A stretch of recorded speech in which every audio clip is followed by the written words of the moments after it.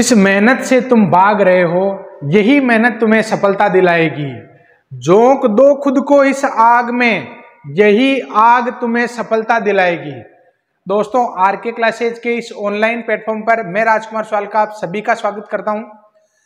आज हम उड़ान बैच की 219 नंबर की क्लास लेने जा रहे हैं और ऑफिशियली ये उड़ान बैच भी आपके कंप्लीट होता है।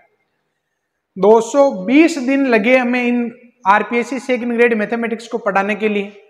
अकेले दम पर ये पूरा कोर्स मैंने आप लोगों को कंप्लीट करवाया और एक एक पॉइंट पर मैंने आप लोगों को शानदार तरीके से पढ़ाने का प्रयास किया है। जो स्टूडेंट यहाँ पर तांडव बैच में भी पढ़ रहे हैं और उड़ान बैच में भी पढ़ रहे हैं, उनको पूरा विश्वास रखना चाहिए कि आपने आरके क्लासेज के साथ जो भी कंटेंट पढ़ा है ना, वो आपके सिलेक्शन को बहुत ऊंचाइयों पर ले जाएगा। क्लियर दोस्तों, दम तो खुद को ही लगाना पड़ता है, हम तो केवल सहारा लगा रहे हैं। और मैंने आप लोगों को जो कंटेंट पढ़ाया है, इसमें मैं आप लोगों को विश्वास के साथ ये कह सकूं कि अगर आपने इसको मन लगाकर शिद्दत से अगर पढ़ लिया ना, तो आप आरपीएससी सेकंड ग्रेड मैथमेटिक्स के सीट क्रैक करेंगे, आराम से वो सीट निकाल लेंगे। क्लियर। अब आपके पास 2 महीने बचे हुए हैं, लगभग 2 महीनों में आप क्या कर सकते हो ये आपको देखना है।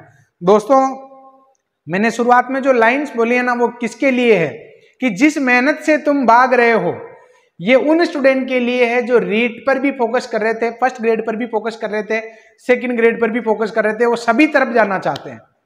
और वास्तव में ऐसा करना नामुमकिन रहता है, क्योंकि रीट में मैक्सिमम स्टूडेंट क्वालिफाई हो गए। फिर अभी जैसे फर्स्ट ग्रेड का एग्जाम पेपर देखा ना, तो उनकी हालत खराब हो गई कि यार ऐसा पेपर आएगा कि आरपीएससी चाहती क्या, देती कहां से क्वेश्चन। क्लियर। तो उनकी हालत खराब हो गई। दोस्तों, उन्होंने अपना रास्ता बदल दिया होगा। बहुत सारे ऐसे स्टूडेंट जो सेकंड ग्रेड की तैयारी कर रहे थे, कोर्स ले लेकर उन्होंने भी अपना रास्ता बदल लिया होगा। क्लियर।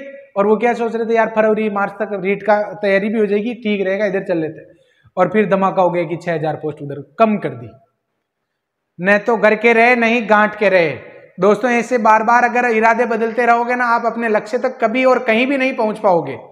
आपको यहाँ पर किसी भी एक फील्ड में एक रास्ता, एक का हाथ तो पकड़ना होगा। 2-2 नाव की सवारी करने से बैलेंस बिगड़ा ही रहता है, हमेशा ही बिगड़ा ही रहता है। आप अगर रीट में जाना चाहो तो जाओ ना यार, वापस इधर देखो ही मत, आप रीट में ही करो, फिर दम लगा के करो। लेकिन अगर आप फर्स्ट ग्रेड की सेकंड ग्रेड की तैयारी कर रहे हो, तो आप सेकंड ग्रेड के अलावा कुछ भी मत सोचो कि आपको यार एक बार पूरा दम लगाना। 1300 पोस्ट है, 1300 पोस्ट तो केवल मतलब जो टीएसपी एरिया के है ना, उनके लिए लगभग 300-325 पोस्ट निकाल लो। वैसे तो 1613 पोस्ट है, 1600 समथिंग। क्लियर। तो 1300 तो आप लोगों की आती है ना, जो नॉन टीएसपी के हैं। और 1300 पोस्ट कम नहीं होती है। 1300 पोस्ट एक जबरदस्त बूम है एक तरीके से मैथमेटिक्स के स्टूडेंट के लिए। क्लियर। दोस्तों, यहाँ पर मैं आप लोगों को और ज्यादा तो कुछ नहीं कहूंगा, लेकिन मैं आप लोगों को ये कह रहा हूं कि तांडव बैच और उड़ान बैच में आपका कंप्लीट कोर्स है। अब बारी आपकी है। इन 2 महीनों में ये जो दिवाली की छुट्टियां ना, ये आपके लिए बिल्कुल भी छुट्टियां नहीं है। मैं बार बार आप लोगों को ये नहीं कह पाऊंगा, क्योंकि मैंने आप लोगों को बीच बीच में खूब मोटिवेट किया, खूब आप लोगों को मैंने समझाया। और हमने यहाँ पर आज 219 नंबर की क्लास पर इसको एंडिंग करने वाले हैं। आगे जो भी होगा आप लोगों को यूट्यूब के माध्यम से पता चल जाएगा। लेकिन मैं आप लोगों को एक बात कहना चाहूंगा कि ये जो दिवाली की छुट्टियां है ना, इसमें आप लोगों को बिल्कुल भी रिलैक्स नहीं होना है। अगर आप 10 घंटे पढ़ रहे हो ना, तो अभी इनको 14 घंटे कर दो। 14 घंटे की 13-14 घंटे की आपकी पढ़ाई होनी चाहिए डेली। और मैं आप लोगों को एक और बात कहना चाह रहा हूं जो सबसे ज्यादा इंपॉर्टेंट है, और वो सबसे ज्यादा इंपॉर्टेंट बात यह है कि अगर आपका कोर्स मेरे साथ कंप्लीट हो चुका है, जितना मैंने पढ़ाया है 99% कंप्लीट हो चुका है, केवल एक स्टेटिस्टिक्स वाला तो आज मैं कंप्लीट करवा दूंगा। आज ही शुरू, आज खत्म। क्लियर। 1 डे खेल हो जाएगा। लेकिन स्टैटिक्स और डायनेमिक्स का जो पार्ट बचा है, वो भी मैं आप लोगों को इन छुट्टियों में ही करवा दूंगा। और आप फिलहाल उसके बारे में सोचो ही मत। 99% जो मैं आपको करवा चुका हूं, इसमें तो दम लगाओ। उसे 1% के चक्कर में आप लोगों को बिल्कुल भी डावाडोल नहीं होना, वो भी मैं आप लोगों को बहुत ढंग से करवा दूंगा। क्लियर। दोस्तों, यहाँ पर अगली दिवाली अगर आप खुशियों के साथ मनाना चाहते हो, तो इस दिवाली के मौके पर आपकी जो पढ़ाई का जो और ग्राफ है ना, उसको बढ़ा लेना 2 से 4 घंटे। और 1 घंटा आप ऐसा मैनेज करना जिस घंटे में आपकी पढ़ाई नहीं होती है। अगर आप बाहर रह के खाना बनाते हो ना, बाहर रहते हो, तो उस खाना बनाने का जो टाइम होता है ना, उसमें आपको अपने रजिस्टर खोलने हैं। इधर रोटियां बन रही है और इधर आपको रजिस्टर खोलना है कि यार ये लिमिट का क्या लफड़ा है, ये कंटिन्यूटी डिफरेंशियबिलिटी का क्या लफड़ा है। बस ऐसे आप है ना उस 1 घंटे में उन चीजों को देखते रहो। क्लियर। आप एक टॉपिक पढ़ के अगले टॉपिक में जा रहे हो तभी 1 घंटे में उसमें पढ़ो, और आपके 11वें टॉपिक में हो तब भी उस 10 टॉपिक को आप 1 घंटे में ही पढ़ो। आपके सारे कोर्स हो गया तो भी 1 घंटे में उसको आपको रोज देखना। और ऐसे करने से आपको एक बेनिफिट ये मिलेगा कि आपको ये एहसास होगा कि यार ये टॉपिक तो मैंने कल ही तो पढ़ा था। जो आपकी प्रॉब्लम है ना, सबसे बड़ी प्रॉब्लम कि सर हम तो भूल जाते हैं, तो इस प्रॉब्लम का एक ही समाधान है कि आपको वो 1 घंटे में डेली वो चीजें देखनी है, और आपको इस बात का एहसास होगा कि यार ये लिमिट तो मैंने कल ही तो देखी थी। बस ये एहसास हो गया तो ये मान लो कि आप बहुत सही जगह पर चल रहे हो। क्लियर? तो दोस्तों अब मैं इस बात को यहीं खत्म करता हूं, कोर्स पर आ जाते हैं। एंडिंग क्लास सांख्यिकी स्टैटिस्टिक्स, जहां से 4 क्वेश्चन आपके पूछे जाते हैं, 5 क्वेश्चन आपके पूछे जाते हैं। क्लियर? तो दोस्तों यहां पर मैं पहले आपको बता दूं कि वास्तव में हमने पढ़ लिया क्या था और कहां से कितने होते हैं। मैंने आप लोगों को क्या कहा था कि मैं उड़ान बैच में आपको 20 से 25 नंबर का मार्जिन देके जाऊंगा, और बहुत 9 लेक्चर है। 9 भी हो गए कि नहीं हुए? 8 ही हुए क्या? 11, 12, 13, 14, 15, 16, 17, 18, 19, 9 लेक्चर है। और 9 लेक्चर में दोस्तों मैंने आप लोगों को 20 से 25 क्वेश्चन का आप लोगों को टारगेट दिया। 40 से 50 नंबर कहते हैं इसको, जो पूरा ही गेम चेंज हो सकता है इसमें। क्लियर? बाजी पलट सकती है। नंबर सिस्टम, संख्या प्रणाली के आपके 3 से 4 क्वेश्चन आएंगे, मान लो 3 आएंगे, यूं समझ लो, जो कंप्लीट हो चुका है। ज्योमेट्री के आपके 5 क्वेश्चन आएंगे, 4 या 5 क्वेश्चन, अभी 7 आए थे लास्ट एग्जाम। मेंसुरेशन, क्षेत्रमिति में 3 और 3 6 क्वेश्चन इसके आएंगे। कितने हो गए? 3 और 5 8 और 6 14, और कंप्लीट हो चुका है उनकी बात कर रहा हूं। ये एलजेब्रा वाला जो पार्ट लास्ट के 3 टॉपिक में था, इससे भी आपके 4 to 5 क्वेश्चन आएंगे, क्योंकि इसमें बहुत सारे टॉपिक्स दे रखे और आधे से ज्यादा टॉपिक तो अपने कंप्लीट हो चुके थे। क्लियर? और इसमें जो चेंज, जो डिफरेंट टाइप के ना, जैसे कॉम्प्लेक्स नंबर हम 11th 12th में पढ़ लेते हैं, जो बाइनोमियल थ्योरम है वो पढ़ लेते हैं, तो वो आपकी सारी यूट्यूब पर पढ़े हुए हैं। क्लियर? इसमें से आपके 5 क्वेश्चन आएंगे, तो कितने हो गए थे आपके? अरे भाई देखो ना, 3 और 5 8 और 6 14 और 5 कितने? 19। और आज मैं बात करने वाला हूं इसकी, जिसमें से मैं आपको 5 क्वेश्चन के बारे में कह रहा हूं। 19 और 5 24 होते हैं, तो 24 क्वेश्चन हुए दोस्तों 9 लेक्चर में से। 48 नंबर किसको कहते हैं यार?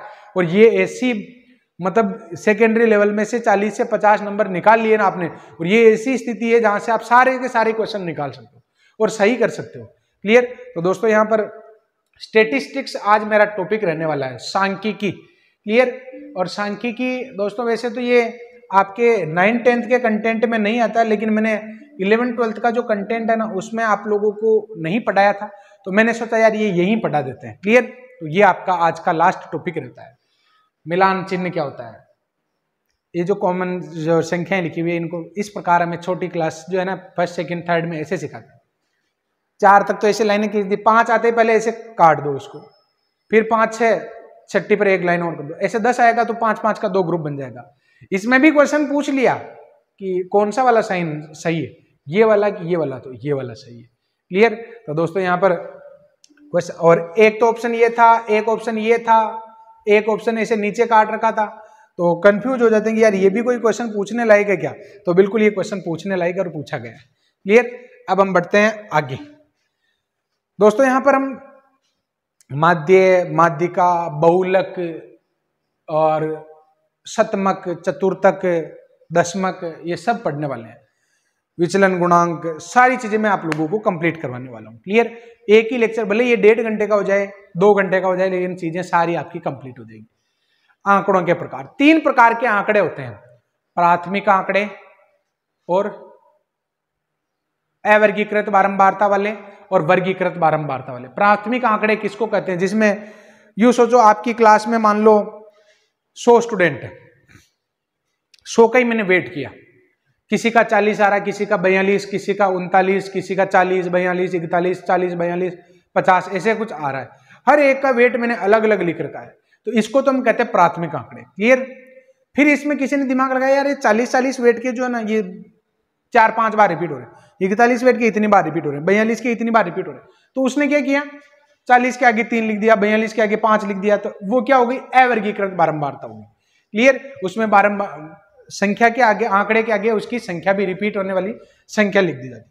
वर्गीकृत बारंबारता, इसमें वर्ग और बारंबारता होती है, वर्ग और बारंबारता, यानी एक्स नहीं होता है, वर्ग में होता है कि 40 से 45 वाले वेट के इतने, 45 से 50 के बीच वाले इतने, 50 से 55, इस प्रकार। क्लियर?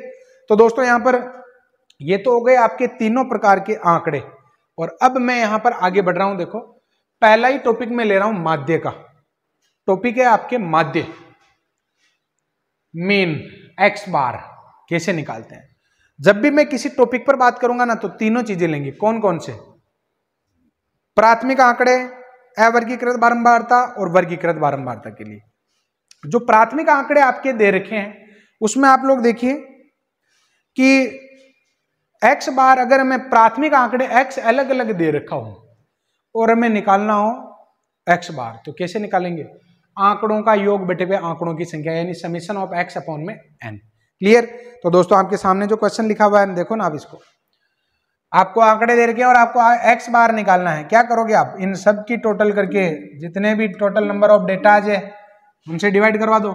तो अगर आप इनको ऐड करोगे तो 5 + 6 + 3 + 4 + 6 + 11 प्लस का 9 और अपॉन में आपके आ जाएगा 7।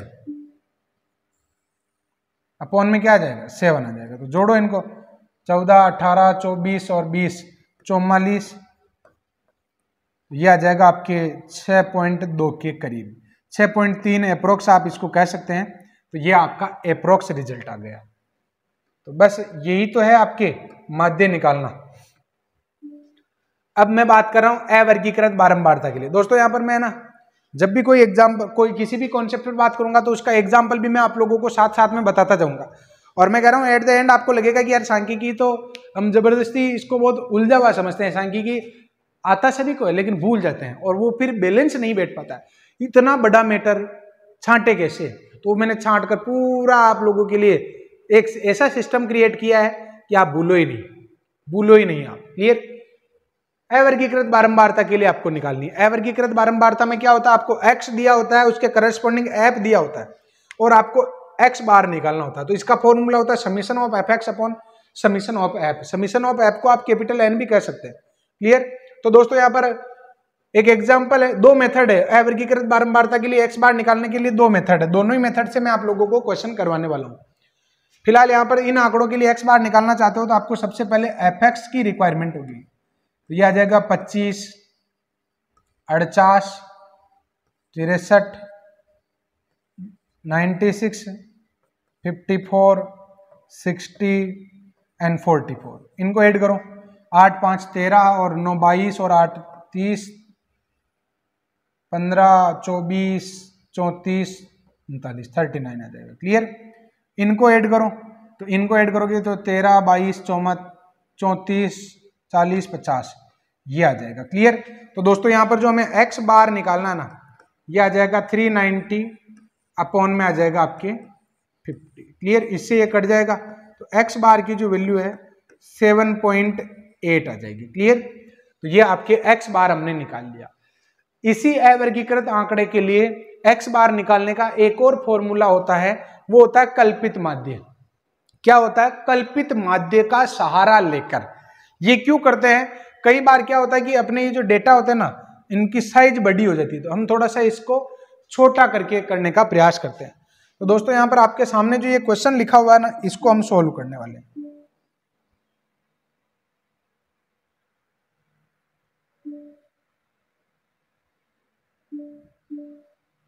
देखिए क्या है,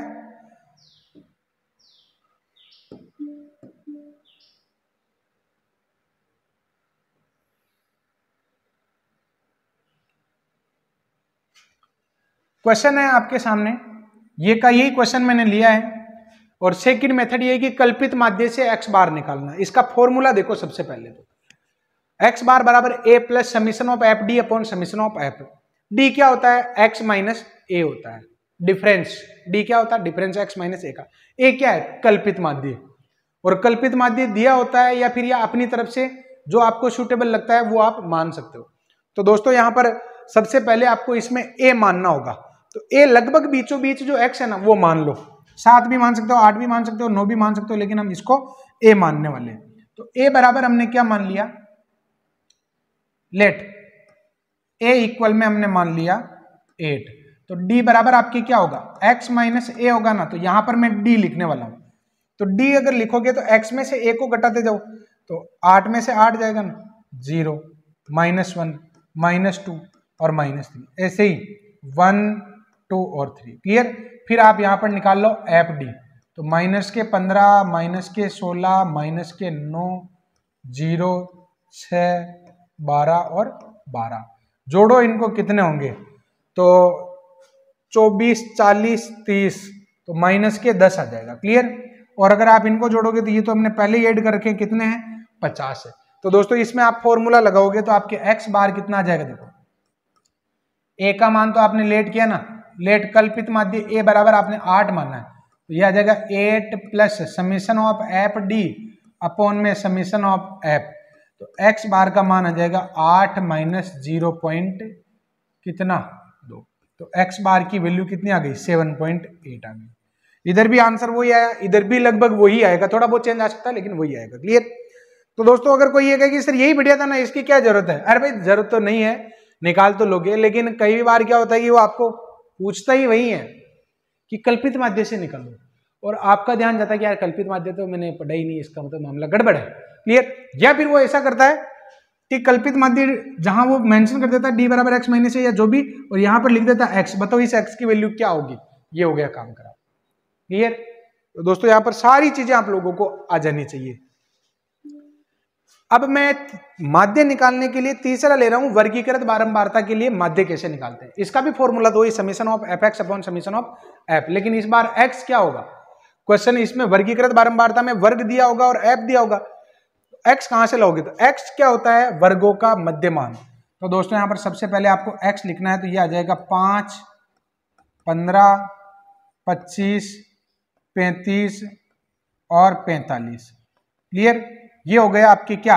x। अब आप निकाल लो fx, तो f को x से गुणा कराओगे तो 25, 120, 500 और कितना आ जाएगा? 42 और 7, 49, और ये आ जाएगा आपके 135। क्लियर। तो ऐड कराओगे तो 0 और 5, 14 और 3, 17, 1, 7 और 5, 12, 1270 आ जाएगा। समीशन ऑफ एफ ये ऐड करो तो 8 और 5, 13, 17, 30 और ये आ जाएगा आपके 50। क्लियर। तो दोस्तों यहां पर जो x बार हमें निकालना है ये कितना आ जाएगा आपके? 1270 अपॉन में 50, तो इसको इससे कैंसिल कर दो, तो x बार कितना आ जाएगा आपके? 25.4 के लगभग। क्लियर। तो ये आपके हो गया वर्गीकृत बारंबारता के लिए फॉर्मूला। इसमें भी कल्पित माध्य का फॉर्मूला है सेकंड मेथड, कि आपका दूसरा जो फॉर्मूला है x बार बराबर a plus summation of F you upon में एफ होता है। क्लियर। u क्या होगा? x माइनस ए अपॉन एच। ए तो वही कल्पित माध्य जो हम मानेंगे, और x h क्या हो जाएगा? वर्ग अंतराल हो जाएगा। क्लियर। तो दोस्तों यहां पर आप लोगों को सबसे पहले क्या करना है? x, सबसे पहले आपको x निकालना है। क्लियर। x वो मध्यमान होगा, तो यह आ जाएगा 5, 15, 25, 35 और 45। क्लियर। ये तो हो गया आपके x। फिर आप निकालो u, और u आप कैसे निकालोगे? u आप कैसे निकालोगे? तो u बराबर x माइनस ए अपॉन एच, तो यहां पर मैं लिखने वाला हूं u। तो सबसे पहले आपको यहां पर मेंशन करना पड़ेगा सिंस a आप क्या लेट कर रहे हो? a तो आप बीच वाला x मान लो लगभग, तो ये मान लो 25, और h क्या हो जाएगा? तो वर्ग अंतराल कितना देर का? यहां पर 10 देर। क्लियर। तो दोस्तों यहां पर पुट करते जाओ ना, ये x है, x में से आपको घटाना है 25 और भाग देना है, तो 25 में से 25 जाएगा 0, और 15 में से 25 जाएगा तो यहां तो 15, यहां 25, तो माइनस का 10/10, ये आ जाएगा आपके माइनस का 1, माइनस का 2, ऐसे ही 1, और ये आ जाएगा 2। क्लियर। अब यहां पर आप निकाल लो एफ यू, तो ये आ जाएगा माइनस के 10, माइनस के 8, 0, 14 और आ जाएगा 6। क्लियर। तो 20, और ये आ जाएगा आपके प्लस के 2, और इसको तो हमने जोड़ ही रखा है, कितना आया था? ये 50 आया था। तो बस अब देर किस बात की? फॉर्मूला लगाओ कल्पित माध्य का। x बार बराबर a जो आपने माना है 25, और प्लस में ये आ जाएगा 2 और बटे में आ जाएगा आपके 50। क्लियर। तो 25.2 0.04 आएगा। तो 25.04 इसका आंसर है। थोड़ा सा वेरिएशन तो आ सकता है, क्लियर, कैलकुलेशन चेक कर लेना, कहीं गुणा भाग में गलती हो जाए, बाकी वेरिएशन तो आ सकता है, कोई दिक्कत नहीं। दोस्तों यहाँ पर ये कल्पित माध्य से हमने माध्य निकालना सीख लिया, क्लियर। अभी मैंने माध्य की पूरी बात कर ली। अभी आप लोग देखो प्राथमिक आंकड़ों के लिए विद एग्जाम्पल, प्राथमिक आंकड़ों के लिए फॉर्मूला f(x/f) और ये आपके वर्गीकृत बारंबारता के लिए आंकड़े, क्लियर। अब मैं बात कर रहा हूं माध्य का, मीडियन क्या होता है। आपको जो पूरी रेंज दे रखी ना ये बारंबारता की, ये आपकी ए दे रखा है, ये आपके बी दे रखा है। जो मिडिल टर्म होती ना, जो मिडिल टर्म होती बीचों बीच की एम, वो आपके माध्यिका कहलाती है, क्लियर। तो दोस्तों यहां पर प्राथमिक आंकड़ों के लिए माध्यिका कैसे निकालते हैं, जैसे आप यूं समझो कि आपकी किसी क्लास में हाइट के अकॉर्डिंग आपने जमाया 9 बच्चों को, क्लियर, सबकी हाइट डिफरेंट डिफरेंट, तो छोटे बड़े से आप चलते गए। अगर मैं आपको ये कहूं कि बीचों बीच का आपको देखना, तो आप कह दोगे कि यार वो 5वां जो स्टूडेंट है वो बीचों बीच खड़ा होगा, तो वही उसकी माध्यिका हो जाएगी, क्लियर। तो यही तरीका हम यहां पर लगाने वाले हैं प्राथमिक आंकड़ों के लिए। अब माध्यिका निकालने में आपको सबसे ज्यादा ध्यान ये रखना है कि यहां क्रम से जमाना पड़ता है, या तो आरोही क्रम से या अवरोही क्रम से जमाना पड़ता है। तो आप आरोही बढ़ते क्रम में, असेंडिंग ऑर्डर में ही जमाओगे में से, क्लियर। तो असेंडिंग ऑर्डर में अगर आपने जमाया, सभी n आंकड़ों को आपने बढ़ते क्रम में जमा दिया, उसके बाद आप अगर देखेंगे कि नंबर ऑफ टर्म कितनी है, अगर इवन है ना, तो आपके फॉर्मूला होगा n/2 और n/2 + 1वां पद अपॉन में 2, और अगर आंकड़े विषम है तो n+1/2वां पद हो जाएगा, क्लियर। तो दोस्तों यहां पर आपके सामने 2 क्वेश्चन लिखे हुए हैं, इससे भी माध्यिका निकालनी है और इससे भी माध्यिका निकालनी। पहले मैं आपको फॉर्मूले से बताता हूं, फिर जुगाड़ से बताऊंगा, क्लियर। तो देखो यहां पर इनको आप जमा लो। सबसे पहले तो क्रम से जमाओगे ना, तो सबसे छोटा नंबर आपके 25 है, उसके बाद में 20 की रेंज में कोई भी नहीं है, 31, 32, 37, 39, फिर 42, 43, 45 और 46। 1 2 3 4 5 6 7 8 9 बराबर आ गए, क्लियर। अब आपको माध्यिका निकालनी है, तो बताओ आंकड़े कितने हैं, तो 9 है ना, तो आपके m बराबर क्या हो जाएगा, 9+1/2 वां पद, यानी ये आ जाएगा 5वां पद। तो बताओ 5वां पद क्या है आपके, तो m का मान आ जाएगा आपके 39, क्लियर। ये आपका माध्यिका हो जाएगी। अब दोस्तों इसका जुगाड़ क्या है, देखो एक तरीका मैं आपको बताता हूं। अगर मैं आपको सिंपली कहूं कि यार बीचों बीच का पद आपको निकालना है, तो आप एक काम करो ना, साइड के एक एक काटते जाओ, इनको काट दिया, फिर एक और काट दो एक एक, फिर एक एक और काट दो, फिर एक एक और काट दो, तो बीच में क्या बचा, ये माध्यिका ही बचेगी, क्लियर। ऐसे ही जुगाड़ इधर लगा लो, फॉर्मूला तो आपके सामने है, जुगाड़ लगा लो। तो जुगाड़ लगाने से पहले आपको क्रम से जमाना पड़ेगा। तो क्रम से जमाओगे तो सबसे छोटा वाला जो है ना वो 20, उसके बाद में 22, 23, 26, 28, 25 छूट गया, 25, 26, 28, 31, 32, 35 और 41। 1 2 3 4 5 6 7 8 9 10 हो गए, क्लियर। एक काम करो यार, वही सिस्टम आप लगाओ, एक इधर से काट दो, एक इधर से काट दो, एक इधर से, दो काट दिए, एक एक और काट दो, एक एक और काट दो। अब नहीं काटने, अब काट दिए तो कुछ बचेगा ही नहीं, बचाना तो ही कुछ, तो क्लियर। तो दोस्तों यहाँ पर आपके माध्यिका क्या आ जाएगी, जो बीच में बचे हुए ना 26 और 27, 26 और 28 दोनों को जोड़कर 2 का भाग दे दो और माध्यिका आ जाएगी आपके 27, क्लियर। अगला सवाल, अवर्गीकृत बारंबारता के लिए आप माध्यिका कैसे निकालेंगे। अवर्गीकृत बारंबारता के लिए, अवर्गीकृत बारंबारता का एग्जाम्पल इस प्रकार का है। इसकी क्या वर्किंग प्रोसेस है कि इसमें सबसे पहले आप CF निकालेंगे, संचयी बारंबारता। संचयी बारंबारता कैसे निकालेंगे अभी मैं आपको बता दूंगा। उसके बाद क्या करेंगे, आप जो लास्ट वाली संचयी बारंबारता आएगी उसमें 2 का भाग देंगे, क्लियर।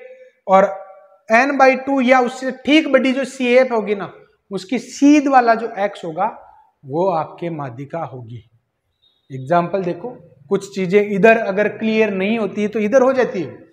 आप देखो ना, यहाँ पर निम्न बारंबारता बंटन की आपको माध्यिका निकालनी है तो आप लोग देखो कि यहाँ पर मैं सबसे पहले CF निकाल लेता हूँ, तो ये आ जाएगा 8। कैसे निकाल दें? 8 में 10 जोड़ो 18, 18 में ये जोड़ो 29, फिर ये जोड़ो 45, फिर ये जोड़ो 65, 90, 110, ज्यादा नहीं हो गया? 8, 18, 29, 45, 65, 90, 105, 105, 116 और ये 120। ये आपके संचय बारंबारता। क्लियर? लास्ट वाली संचय बारंबारता और समेशन ऑफ एफ, इनका योगफल हमेशा बराबर ही आता है। क्लियर? तो दोस्तों यहाँ पर हमने संचय बारंबारता निकाल ली ना। अब क्या करोगे आप? n/2 ये करोगे तो 120/2 कितना आ जाएगा? 60। आप CF की श्रेणी में देखो 60 दिख रहा है क्या? नहीं दिख रहा ना। तो 60 अगर दिख जाता है तो उसी की सीध वाला x होगा। 60 नहीं दिखता है तो उसके जस्ट आगे वाला हम लेंगे। तो यहाँ पर आपको 60 नहीं दिख रहा होगा। क्लियर? तो आपके ये 65 वाला जो ना, ये वाला हो जाएगा। अगली बात समझ में? तो ये आपके x कितना आ जाएगा देखो, या उससे बड़ी CF वाला x होगा। तो आपके जो माध्यिका है वो कितनी आ जाएगी? 5 आ जाएगी। क्लियर? बस ये हो गया। एफ नहीं होता, कई बार क्या होता है कि सीध में 20 भी तो आ रहा है, तो 20 नहीं होता, x आंकड़े होते हैं। क्लियर? अब वर्गीकृत बारंबारता के लिए आप लोग देख लो माध्यिका कैसे निकालते हैं। वर्गीकृत बारंबारता का जो फॉर्मूला है दोस्तों वो है आपके m + l + n/2 - f upon f × h। क्या है इनका मीनिंग मैं आपको बता देता हूं। सबसे पहले आपको क्वेश्चन की शुरुआत करनी है तो आपको यहां पर माध्यिका वर्ग की जरूरत पड़ेगी। और माध्यिका वर्ग कैसे निकालते हैं? वही n/2 से आप माध्यिका वर्ग निकालो। अभी मैं आपको एग्जाम्पल दूं। माध्यिका वर्ग आने के बाद आप l क्या होगा? माध्यिका वर्ग की निम्न सीमा। n क्या होगा? वो बारंबारताओं का योग। कैपिटल F क्या होगा? जिस वर्ग पर आप, जो आपके माध्यिका वर्ग आया ना, उस वर्ग से पहले वाले वर्ग की CF। और स्मॉल f क्या होता है? माध्यिका वर्ग की बारंबारता। और h क्या होता है? माध्यिका वर्ग का या वर्ग, उस बारंबारता का वर्ग अंतराल। क्लियर? बंटन सारणी का वर्ग अंतराल। एग्जाम्पल देखो ये वाला। सबसे पहला काम आपको CF निकालनी पड़ेगी। यहां पर आपको मध्यमान निकालने की जरूरत नहीं, मध्यमान केवल आपको माध्य में ही निकालना। CF निकालोगे तो कितना आ जाएगा? 6, फिर 20 जोड़ो 26, फिर ये जोड़ोगे तो 70, 96, 99 और ये हो जाएगा आपके 1। क्लियर? ये हमने रिजल्ट निकाल लिया। अब आप लोगों को सबसे पहले माध्यिका वर्ग का निर्धारण करना है।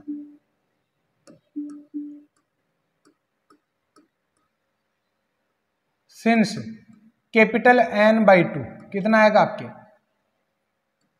100/2, जो आपके 50 आएगा। तो 50 इसमें है क्या? नहीं है। तो 50 से जस्ट बड़ा कौन है? ये वाला। तो ये आपके माध्यिका वर्ग हो जाएगा। क्लियर? तो आपके से बड़ी, ठीक बड़ी CF ये हो जाएगी 70। तो आपके माध्यिका जो वर्ग है ना दोस्तों, माध्यिका वर्ग ये हो जाएगा आपके 4255। अब आप इस फॉर्मूले की जो रिक्वायरमेंट है वो पूरी करो। आपके कौन तो L बनेगा, कौन क्या बनेगा, वो सारी चीजें आपको यहां पर लिखनी है। देखो ये तो हो जाएगा आपके L, और ये हो जाएगी आपकी कैपिटल F, ये हो जाएगी स्मॉल f, और ये हो जाएगा कैपिटल N। बस हो गया इतना सा। क्लियर? भाई ये तो कैपिटल F ऊपरी वर्ग की, जो माध्यिका वर्ग है उससे जस्ट ऊपर वाला जो वर्ग है ना उसकी CF, स्मॉल f क्या था? उसी वर्ग की बारंबारता, और ये L आपके आ गया। क्लियर? तो दोस्तों यहां पर अगर आप माध्यिका वाले फॉर्मूले में लिखेंगे तो L ये आ जाएगी 40, और प्लस में N/2 यानी ये आ जाएगा 50, कैपिटल F यानी 26, और बटे हुए में कितना आ जाएगा? स्मॉल f यानी 44, और इंटू h यानी ये आ जाएगा 15। क्लियर? यह आ जाएगा 40 प्लस 24 और यह आ जाएगा 44 और 15। कट रहा है क्या? 4 से कट रहा है, 6 बार और 11 बार, तो 40 प्लस 90 और ये आ जाएगा 11। तो दोस्तों यहाँ पर 40 प्लस 8.1 के अप्रोक्स, यानी 48.2 अप्रोक्स मान सकते हैं, लगभग ये 2 के पास में। तो ये आपकी क्या आ जाएगी? माध्यिका आ जाएगी। m का मान कितना आ गया दोस्तों? 48.2 अप्रोक्स वैल्यू आ गई। क्लियर? तो माध्यिका इस तरीके से निकालते हैं। माध्यिका क्या होती है? बीचों बीच का मान। जब मैं आपको ये कहूंगा कि आपको चतुर्थक निकालना है तो मैं वहां पर आपको वापस लेकर आऊंगा और मैं वहां पर केवल इतना चेंज करूंगा कि पहला चतुर्थक n/4, दूसरा चतुर्थक तो 2n/4 जो माध्यिका ही हो जाएगी, तीसरा चतुर्थक 3n/4, बाकी कहीं भी चेंज नहीं होगा। दशमक निकालूंगा तो n/10 कर दूंगा, शतमक निकालूंगा n/100 कर दूंगा। क्लियर? और जैसे 7वां शतमक निकालना ना तो 7/10 कर दूंगा, 50वां शतमक निकालना तो 50/100 कर दूंगा। बस इतनी सी बात। अभी आगे चीजें आपको समझ में आ जाएगी। तो ये आपके माध्यिका हो गई। अब मैं आ जाता हूं बहुलक में। देखो बहुलक सबसे फेवरेट टॉपिक रहता है, बहुलक सबको ही आता है बहुलक। क्लियर? जो सबसे ज्यादा बार रिपीट होता है वो बहुलक, देखते ही काम होता है इसमें। तो प्राथमिक आंकड़ों में जो सबसे ज्यादा बार रिपीट हो उसको हम क्या कहते हैं? बहुलक। तो दोस्तों आपके सामने जो ये क्वेश्चन लिखा हुआ है इसमें आपको बहुलक निकालना है। तो सबसे ज्यादा बार रिपीट कौन हो रहा है? 4 बार रिपीट हो रहा है। तो आपके जो ये बहुलक है ना, जेड, बहुलक को जेड से लिखते हैं। बहुलक कितना आ जाएगा? आपकी 2 आ जाएगा। क्लियर? अवर्गीकृत बारंबारता के लिए कैसे निकालते हैं? तो सर्वाधिक ऐप वाला एक्स ही बहुलक होगा। आप देख लो ना, सबसे ज्यादा ऐप किसकी आ रही है? सबसे ज्यादा ऐप कितनी है? 4। 4 की सीध में कौन है? 2 है। तो यहां पर आपके जेड जो है वो कितना आ जाएगा? जेड बराबर आपके आ जाएगा 2 आ जाएगा। बस अब यहां पर ये जो फॉर्मूला है ना, ये थोड़ा सा बड़ा है। क्लियर? वर्गीकृत बारंबारता के लिए कैसे निकालते हैं ये आपको देखना है। फॉर्मूला है L plus F1 minus F0 upon में 2F1 minus F0 minus F2 into H। ये F0, F1, F2 क्या है ये हमें देखना है। तो सबसे पहले आपको बहुलक वर्ग निर्धारित करना होगा, और बहुलक वर्ग कौन होगा? जिसकी बारंबारता सबसे ज्यादा होगी ना, वही आपके बहुलक वर्ग हो जाएगा। तो निर्धारण भी आपके आसानी है। तो बहुलक वर्ग इसमें कौन सा हो जाएगा? जैसे L सर्वाधिक बारंबारता वाला वर्ग बहुलक वर्ग होगा। L क्या है? बहुलक वर्ग की निम्न सीमा। F1 क्या है? बहुलक वर्ग की बारंबारता। F0 क्या है? बहुलक वर्ग के ऊपर वाले वर्ग की बारंबारता। F2 क्या है? बहुलक वर्ग के बाद वाले वर्ग की बारंबारता। H क्या है? जो बंटन सारणी है उसका वर्ग अंतराल। तो इस क्वेश्चन में देखो ना, कौन है यहाँ पर बहुलक? तो 44 की बारंबारता सबसे ज्यादा है, तो ये आपके बहुलक वर्ग हो जाएगा। ये क्या हो जाएगा? आपके बहुलक वर्ग। अब दोस्तों ये बहुलक वर्ग हो गया ना, तो अब आपको बताना कि ये तो हो गई आपके L, और ये हो जाएगी आपके F0, ये हो जाएगी आपके F1 और ये हो जाएगी F2। बस काम खत्म। अब तो फॉर्मूला इसमें डायरेक्ट रख दो आप। तो Z बराबर आपके क्या आ जाएगा? L यानी 40 और F1 यानी 44 माइनस 20 और बटे में कितना आ जाएगा? 88। 2 इंटू 44 माइनस का 20 और माइनस के 26। क्लियर? और इंटू H, तो ये आपके 15 हो जाएगा। क्लियर? तो दोस्तों यहाँ पर आ जाएगा 40 और ऊपर तो आ जाएगा 24। 88 में से आपके 46 जाएगा तो 42 रहेगा, नीचे आ जाएगा 42 और इधर आ जाएगा 15। 6 से कट रहा है, ये 7 बार कट रहा है। तो रिजल्ट कितना आ जाएगा? 40 प्लस 60/7।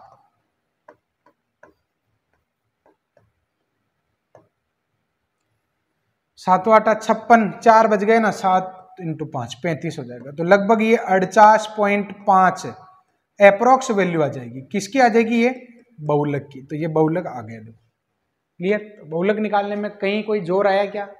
बिल्कुल नहीं आया होगा आपको। क्लियर?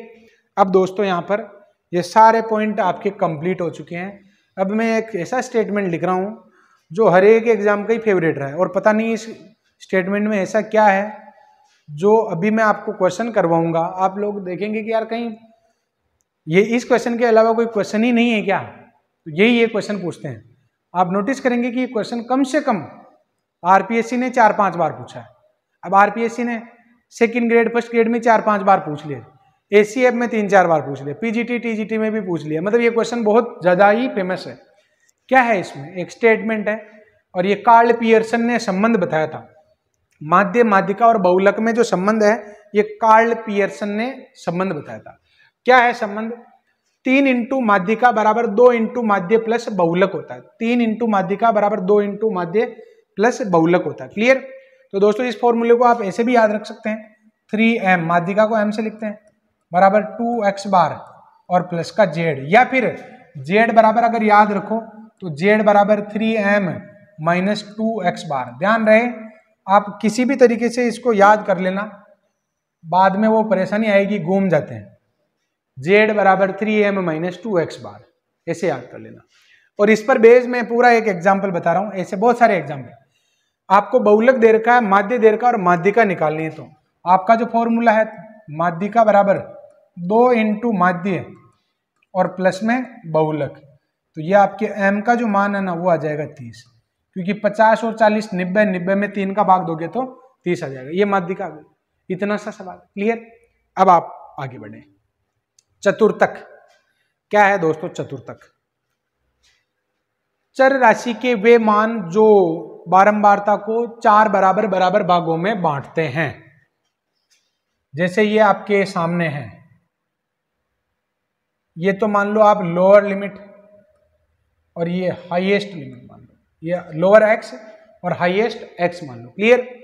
अब इसके अगर इस लकड़ी के टुकड़े के 4 बराबर बराबर भाग करने, कितनी जगह से काटना पड़ेगा, 3 जगह से, 1 2 और ये 3। पहले तो एक काम करो, बीचों बीच से काट लो, फिर इधर से और फिर इधर। तो ये बीचों बीच, ये तो हो जाएगा पहला क्वार्टाइल, ये हो जाएगा दूसरा और ये हो जाएगा आपके तीसरा। ये जो बीचों बीच वाला जो होता है ना, ये माध्यिका ही होती है आपकी, ये तो आपके माध्यिका ही होती है। यानी Q2 के बारे में अगर आपको लिखना है तो वो माध्यिका पर आप देख सकते हैं। क्लियर। तो दोस्तों किसी चर राशि के वे 3 मान जो बारंबारता को 4 बराबर बराबर भागों में बांटते हैं, इन्हें Q1 Q2 Q3 क्वार्टाइल कहते हैं। क्लियर। तो दोस्तों यहां पर मैं क्वार्टाइल निकालने के आप लोगों को फॉर्मूले बता रहा हूं। प्राथमिक आंकड़ों के लिए आप माध्यिका कैसे निकाल रहे थे, सभी को आपने क्रम से जमा दिया। क्लियर। अब क्रम से जमाने के बाद आप क्या कर रहे थे कि भाई एक इधर से काट दिया, एक इधर से काट दिया, ऐसे काटते गए, जो बीचों बीच बचता है वो आपके माध्यिका हो जाती है, और 2 बचते हैं तो दोनों को जोड़कर 2 का भाग देते हैं। क्वार्टाइल में क्या करते हैं, सभी आंकड़ों को आप पहले जमा दो क्रम से, फिर आप क्या करोगे, आंकड़ों की संख्या चाहे सम हो चाहे विषम हो, आपको क्या करना है, n+1/4 वहां पद निकालना। क्लियर। ये आपके पहला क्वार्टाइल हो जाएगा। दूसरा निकालना है 2n, 2 से गुणा कर दो और ये माध्यिका ही होती है। क्लियर। तीसरा क्वार्टाइल निकालना है तो 3n+1/4 वहां पद। क्लियर। वहां पद या उसके आगे वाला पद। तो दोस्तों ये आपके प्राथमिक आंकड़ों के लिए। अवर्गीकृत बारंबारता के लिए कैसे निकालेंगे, सोचो। ये आपके अवर्गीकृत बारंबारता के लिए जब आपने माध्यिका निकाली तो कैसे निकाली कि आप n/2 निकालेंगे और n/2 से जो जस्ट बड़ी CF आएगी वो आपकी क्या होगा, माध्यिका होगी। क्लियर। तो दोस्तों यहां पर आपने n निकाला, कैपिटल N, CF निकाल लिया सबसे पहले, 120 आ गया, उसका आधा किया तो कितना आया, 60 आया, तो 60 से जस्ट बड़ी CF कितनी होगी, 65। 65 की सीध वाला आपके क्या हो जाएगा, 5। ये आपके माध्यिका हो जाएगी। अगर मैं इसी क्वेश्चन में आपको ये पूछूं, इसी क्वेश्चन में आपको अगर Q1 व Q3 पूछा जाए, Q2 तो पूछेंगे नहीं, Q2 तो वही आ जाएगा, Q1 Q3 निकालना है, तो आप Q1 अगर निकालना चाहते हो ना तो आपको n/4 करना पड़ेगा, यानी 120 में आप 4 का भाग दे दो, तो ये आ जाएगा आपके 30। क्लियर। और अगर 30 आ जाएगा तो 30 तो है नहीं, 30 से जस्ट बड़ा क्या है, 45 से बड़ी CF, से बड़ी CF, ये आपके कितनी है, 45 वाला x। तो यहां पर Q1 की जो वैल्यू आपकी आ जाएगी 5 आ जाएगी, सॉरी 4। Q1 की वैल्यू कितनी आ जाएगी आपकी, 4 आ जाएगी। ऐसे अगर मैं आपको ये कहूं कि Q3 आपको निकालना है तो दोस्तों कुछ नहीं करना, ये Q3 जो निकालना ना, आप 3n/4 ले लो और 3n/4 की वैल्यू आ जाएगी आपके 90। 90 है क्या, हाँ बिल्कुल है, तो 90 वाला x ले लो, 90 वाला x। तो Q3 की जो वैल्यू है वो आ जाएगी आपकी 6। तो दोस्तों ये निकल गए ना, देखो Q1 और Q3 में कहाँ जोड़ आया भाई, नहीं आया। अगर Q2 निकालना है तो 2n/4 कर दो, तो 2n/4 का मतलब n/2 ही तो हुआ, तो वो 60 आएगा। क्लियर। तो दोस्तों बताओ Q1 Q3 निकालने में दिक्कत है क्या है? नहीं है, ऐसे निकाल सकते हैं। क्लियर।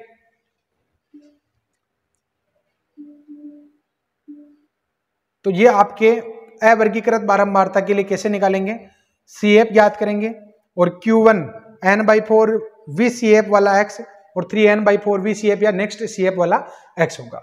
अब मैं चतुर्थक के लिए प्राथमिक आंकड़े और अवर्गीकृत बारंबारता ले चुका हूं, अब मैं वर्गीकृत बारंबारता ले रहा हूं।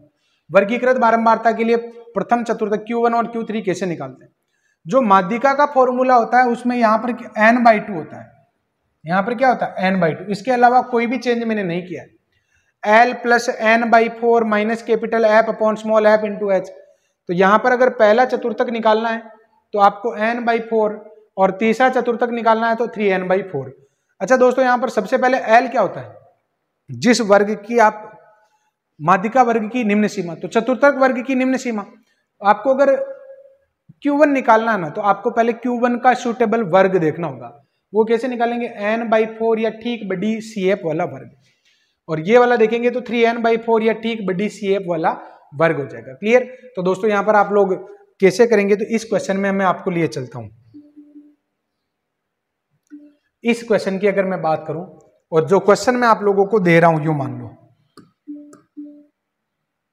क्वेश्चन में दे रहा हूं कि इसी क्वेश्चन में Q3,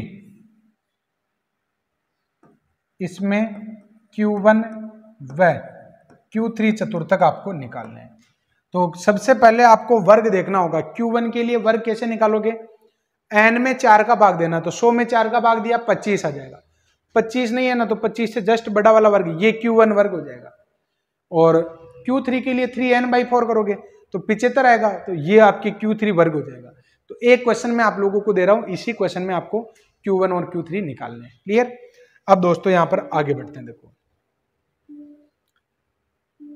दशमक क्या होता है, देखो दशमक जो उसके 10 टुकड़े कर देगा वो दशमक है। तो जैसे आपके सामने ये है, ये एक खंड है जिसमें इधर लोअर लिमिट और इधर हाईएस्ट पॉइंट लिखा हुआ है, इसके 10 टुकड़े करने हैं।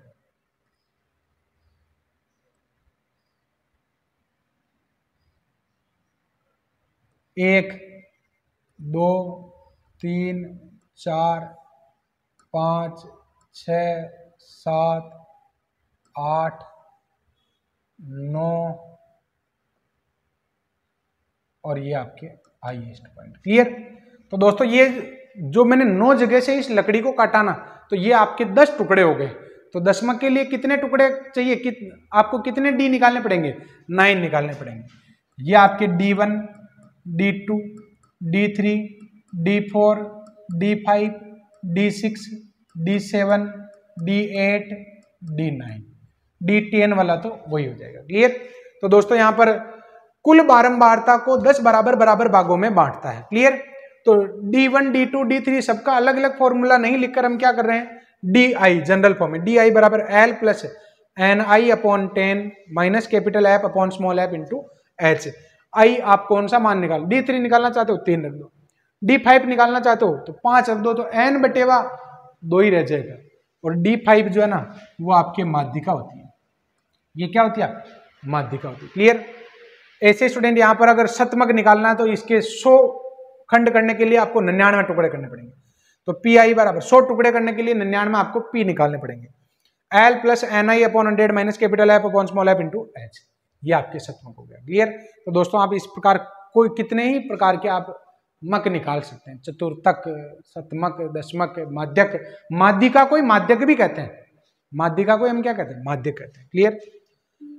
अब स्टूडेंट यहां पर परास की मैं बात कर रहा हूं। परास क्या होती है,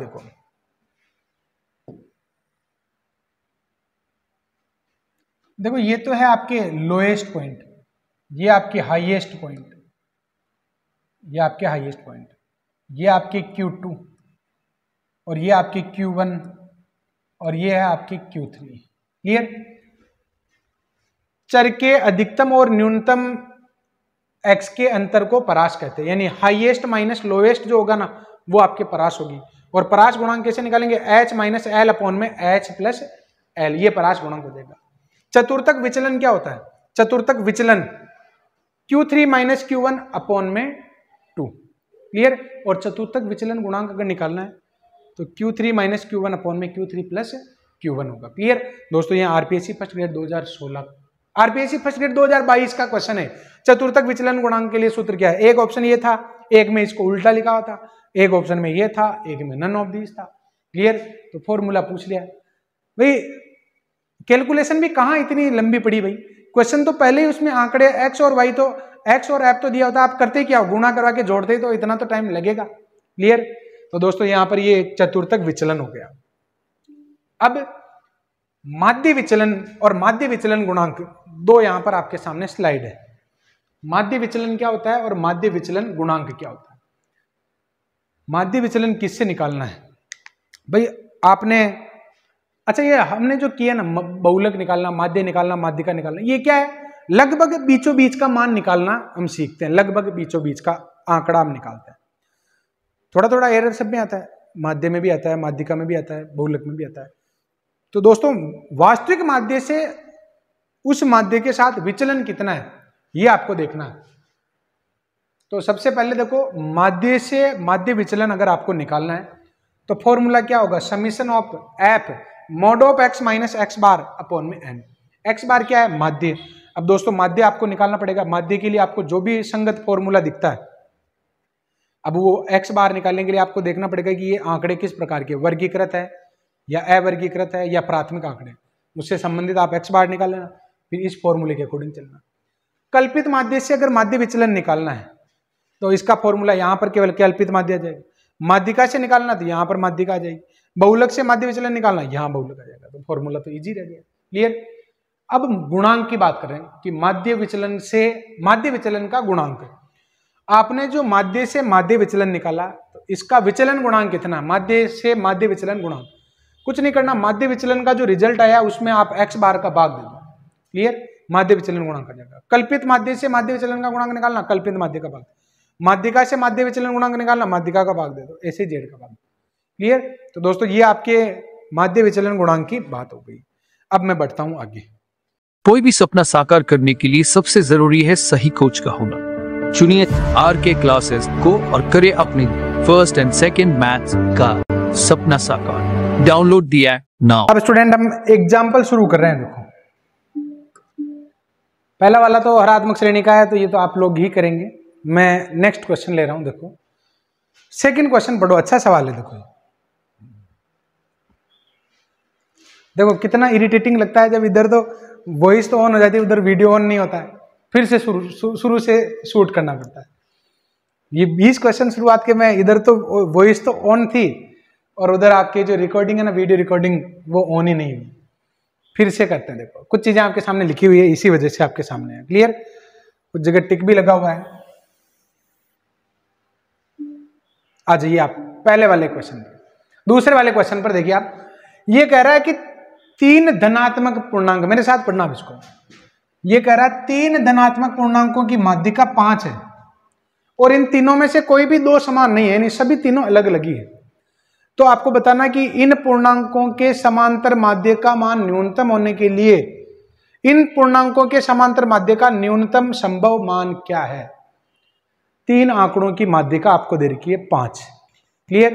तो माध्यिका क्या होती है, बीचों बीच, यानी 5 उन तीनों के बीचों बीच में। अब आपको ये देखना है कि लेफ्ट और राइट में, 5 के लेफ्ट और राइट में कौन सी संख्या हमें लेनी चाहिए, धनात्मक कौन सी संख्या लेनी चाहिए जिससे कि समांतर माध्य आपकी क्या है, न्यूनतम आए। दोस्तों यहाँ पर मैंने कुछ डेटाज लिखे हैं आपके सामने, सभी के बीच में मैंने 5 रखा है, इसका मतलब इन सभी की माध्यिका क्या है, 5। लेकिन जब आप माध्य निकालोगे ना, माध्य, आपको ये देखना है कि कौन सा वाला डेटा सबसे सूटेबल है जिससे कि आपके माध्य जो है सबसे कम आए। तो आप देखो यहाँ पर अगर माध्य सबसे कम लेना चाहते हो ना, माध्य क्या होता है, आंकड़ों का योग बटे हुए आंकड़ों की संख्या, यानी इधर की संख्या और इधर की संख्या सबसे छोटी होनी चाहिए। इधर की सबसे छोटी पूर्णांक तो 1 हो जाएगा और इधर का सबसे छोटा पूर्णांक हो जाएगा आपके 6। तो आपके जो माध्य है वो आ जाएगा 1 + 5 + 6 अपॉन में 3, यानी ये आ जाएगा आपके 4। तो ये आपका आंसर आ जाएगा, क्लियर। वेरी मतलब आप कह सकते हैं कि कुछ लॉजिकल क्वेश्चन की टाइप में है ये वाला। बाकी नॉर्मल क्वेश्चन तो आप हर कोई कर लेगा, आप अगर सिंपल क्वेश्चन देंगे ना तो इजीली हो जाएंगे, लेकिन इस टाइप के क्वेश्चन आप लोगों को करने हैं। इधर मेरी अपलोडिंग भी चलती रहती है तो थोड़ा सा ध्यान में इधर भी देता हूं। आप अगले वाला क्वेश्चन को देखिए, तीसरा क्वेश्चन। एक चर का माध्य m है, एक ही चर है, एक ही चर है तो वही माध्य, वही माध्यिका, वही बहुलक। क्लियर। एक चर x है जिसका माध्य क्या है, m है, यानी ये जो थर्ड क्वेश्चन है ना, इसमें आपके x किसके बराबर है, m के बराबर है। तो फिर ये कह रहा है कि y एक और चर है जो x पर निर्भर है, तो x ही सिंगल था तो y भी एक ही वेरिएबल हुआ, y भी एक ही चर हुआ ना, एक ही मान हुआ। तो आपको y बराबर x माइनस 4/5 का माध्य निकालना, उसका माध्य यही होगा और x की जगह m रख दो बस। क्लियर। तो y बराबर आपके आ जाएगा m माइनस 4/5, ये इसका आंसर होगा। क्लियर। फोर्थ देखिए, निम्नलिखित में से कौन सा एक आयत चित्र से प्राप्त किया जा सकता है। मैंने यहां पर एक आयत चित्र आपके सामने बना रखा है। निम्नलिखित में से माध्य निकाला, इस आयत चित्र से आप माध्य, माध्यिका और बहुलक क्या निकाल सकते हैं। तो दोस्तों अगर मैं आपको ये कहूं कि माध्य निकालो, आप सोचोगे यार माध्य कैसे आएगा, माध्यिका पता नहीं कैसे आएगी, माध्यिका इनकी ऊंचाइयों पर निर्भर नहीं करती। लेकिन बहुलक, अगर मैं आपको ये कहूं कि इसका बहुलक क्या होगा, तो बहुलक आप निकाल सकते हैं। कैसे, सबसे ऊंचाई वाला जो आयत होगा ना, वही आपके बहुलक होगा। तो यानी आयत चित्र से आप क्या बता सकते हैं, बहुलक बता सकते हैं। क्योंकि इधर अगर मान लो x लिखा हुआ हो, इधर आपके ऐप लिखी हुई हो, ये हाईएस्ट ऐप वाला जो होगा ना, ये आपके x है, ये आपकी क्या हो जाएगा, बहुलक हो जाएगा। तो क्या बता सकते हैं यहां से, बहुलक बता सकते हैं। क्लियर। तो दोस्तों ये क्वेश्चन हो गया आपके। अगला क्वेश्चन है पांचवा, कि ये 3 डेटा आपको दे रखे हैं और इनका गुणोत्तर माध्य निकालना है। 2 डेटा अगर दे रखे हो तो उनका गुणोत्तर माध्य आप कैसे निकालते हैं, दोनों को गुणा करके 1/2 पावर लगा दो, under root ab।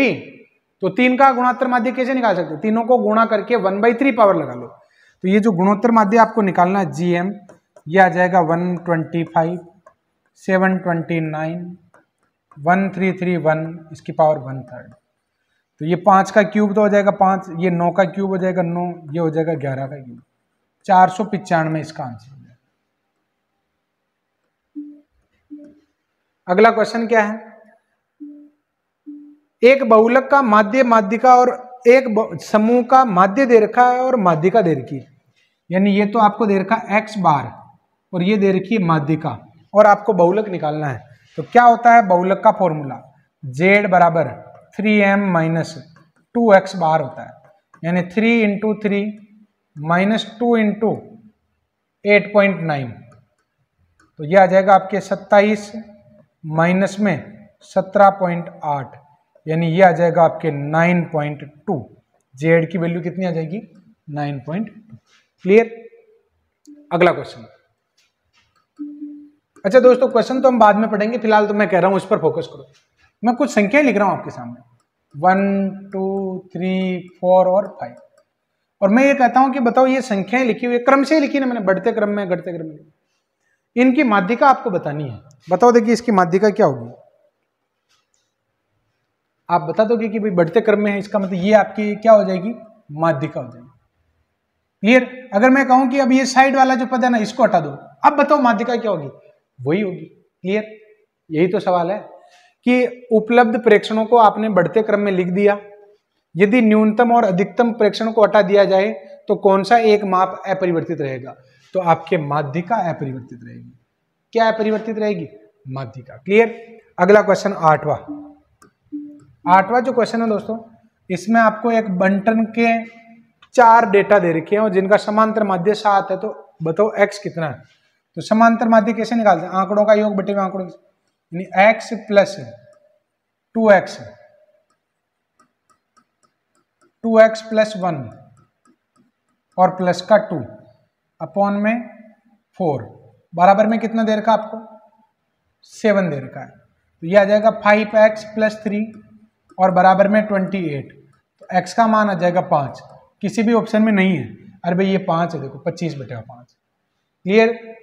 Next question same ही है, इन आंकड़ों का समांतर माध्य 5 दे रखा, तो n का मान निकालना है आपको। करना है इनका समांतर माध्य आपको ही निकालना है, इनको जोड़कर 2 का भाग दे देना, ये आ जाएगा। ये भी सेम ही क्वेश्चन है, इन सभी आंकड़ों का समांतर माध्य 7 है तो x का मान निकालना है। आगे बढ़ते हैं, 12वां सवाल देखो।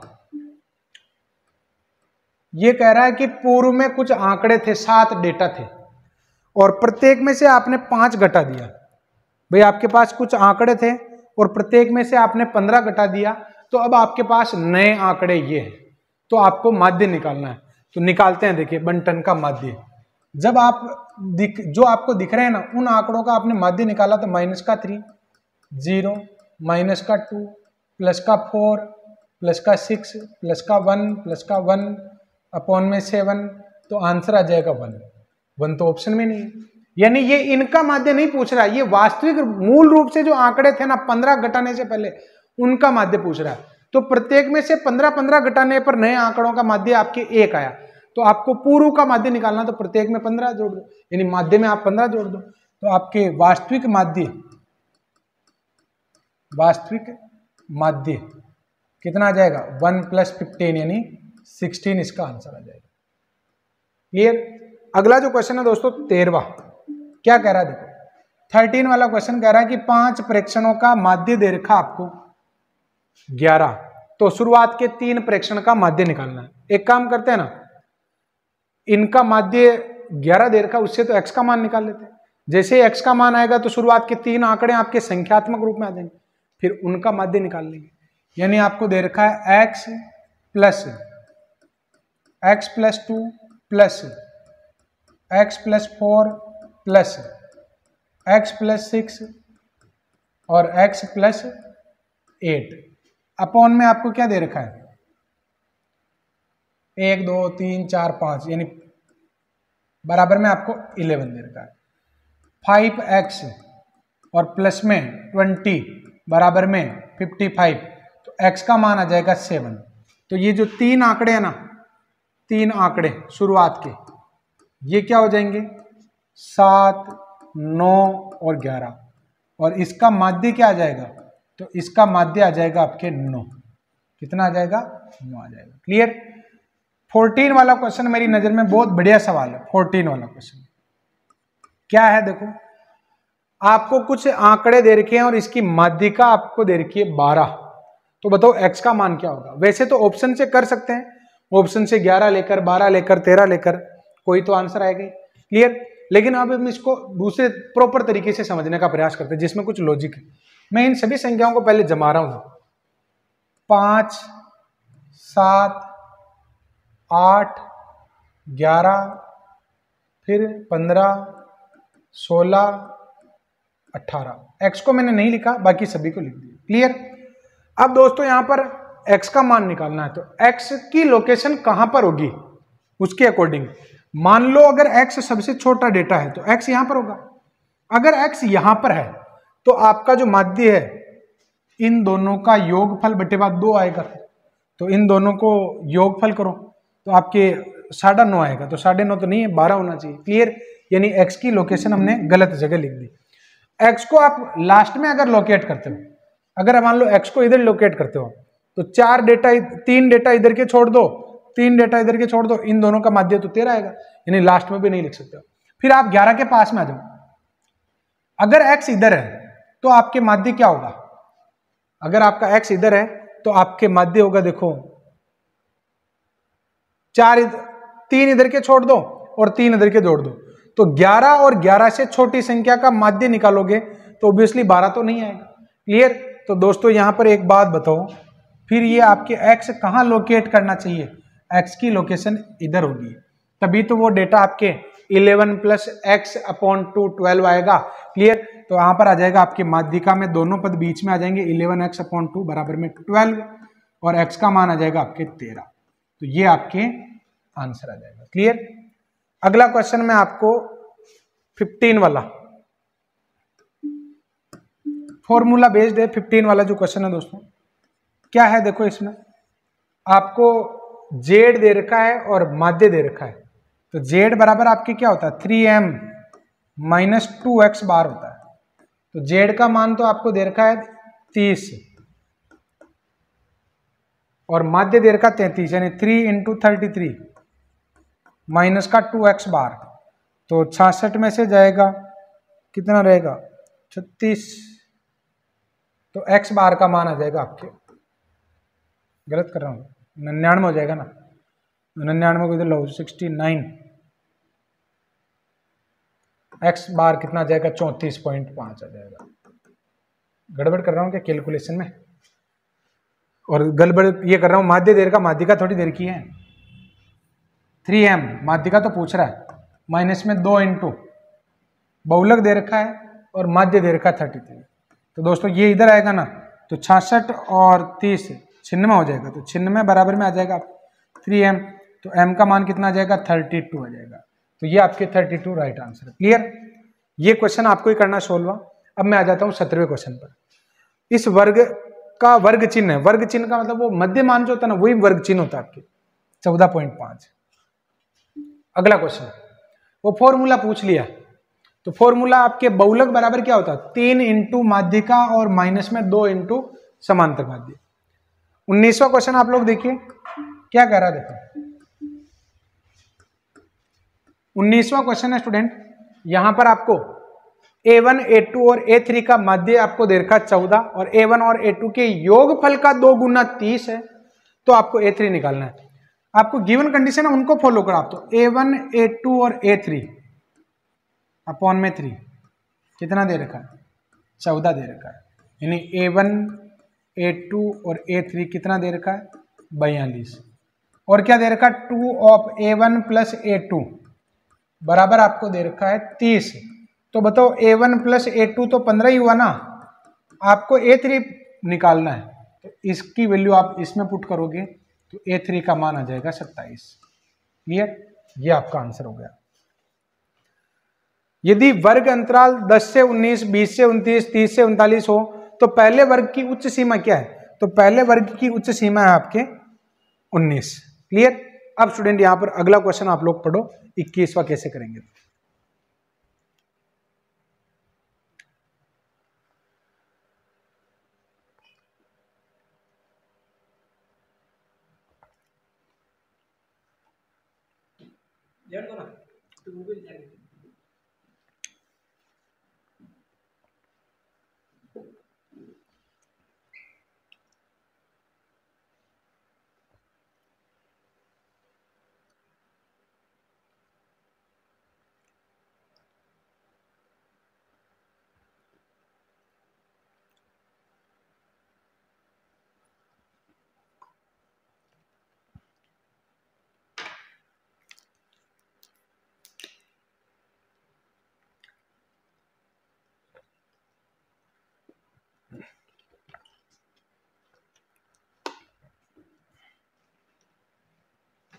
ये फ्री हो गया है, इसको ले लो, कंप्लीट हो गया है। 21 वाला क्वेश्चन देखिए आप,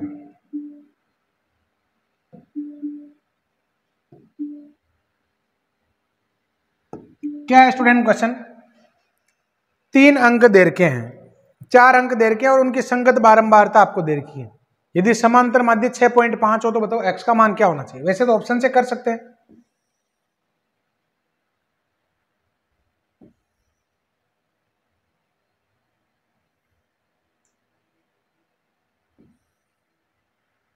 देखो ये आपको दे रखा 3,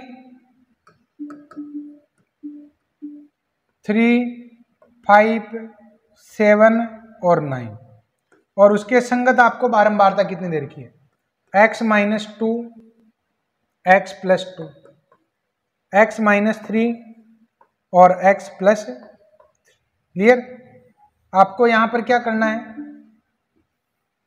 x का मान निकालना है, यानी समांतर माध्य आपको दे रखा है, तो समांतर माध्य निकालते कैसे हैं fx बटेवा समीशन ऑफ f, तो fx निकालोगे ना तो 6x 3x माइनस 6 और ये आ जाएगा आपके 5x प्लस 10 और कितना आ जाएगा 7x माइनस 21, 9x प्लस में 27, इनको जोड़ो देखिए कितना आता है, प्लस का तो 10, 16 और 8 24, 24x, इनको जोड़ोगे तो ये आ जाएगा आपके 4x। क्लियर, तो आपको जो गिवन कंडीशन है उसको अगर आप यूज में लेते हो तो एक्स बार का जो फॉर्मूला होता है वो summation of F X upon में समीशन ऑफ एफ होता है। तो दोस्तों यहाँ पर x bar summation of F x तो कितना हो जाएगा 24x प्लस 10 और ये कितना आपकी 4x है और बराबर में आपको कितना दे रखा था 6.5। क्लियर? तो इसको इधर गुणा करोगे तो 26x बराबर में आ जाएगा 24x और प्लस का 10, तो x की वैल्यू कितनी आ जाएगी आपकी 5 आ जाएगी। तो ये इसका राइट आंसर हो जाएगा। क्लियर?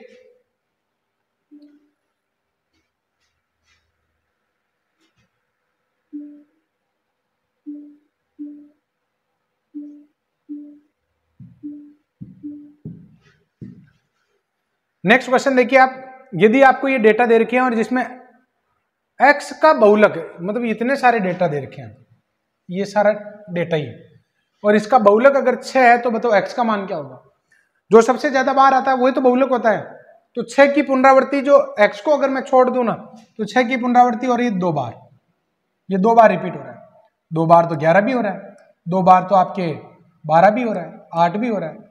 तो क्या सभी बहुलक फिर 6 की जीत कैसे होगी? तो यहां पर आपके x की जगह क्या है 6 आए, तो आंसर यहां पर क्या हो जाएगा 6 हो जाएगा। क्लियर? निम्न बारंबारता सारणी में अज्ञात पद जो दे रखे हैं x और y वो निकालने हैं। यहाँ x दे रखा है, यहाँ y दे रखा है। x कहां दे रखा है CF में दे रखा है। CF कैसे निकालते हैं? अपन खुद निकालते हैं। तो 5 और 6 11, 11 और 4 15, तो यहां पर आपकी क्या आना चाहिए 15 आना चाहिए। 15 में 9 जोड़ो 24, 24 में क्या जोड़े कि 34 आ जाए, तो y का मान आपके आना चाहिए 10। तो 15 और 10 इसका आंसर है। क्लियर? नेक्स्ट, इसका आपको बहुलक निकालना है। तो बहुलक निकालना, तो बहुलक वर्ग का फॉर्मूला जो है ना, सबसे पहले बहुलक वर्ग देखना होगा। तो दोस्तों यहां पर बहुलक वर्ग हो जाएगा आपके ये वाला, ये जो है ना ये आपके बहुलक वर्ग हो जाएगा। क्लियर? क्योंकि सबसे ज्यादा बारंबारता आपकी कितनी दे रही है 16। तो फिर ये आपके क्या हो जाएगा F0, ये हो जाएगा F1, F0, F1 और ये F2 और ये हो जाएगा आपके L। क्लियर? तो आपके जो फॉर्मूला है उसमें अप्लाई कर दो 28 वाले में, Z बराबर L plus F1 minus F0 upon में 2F1 minus F0 minus F2 into H।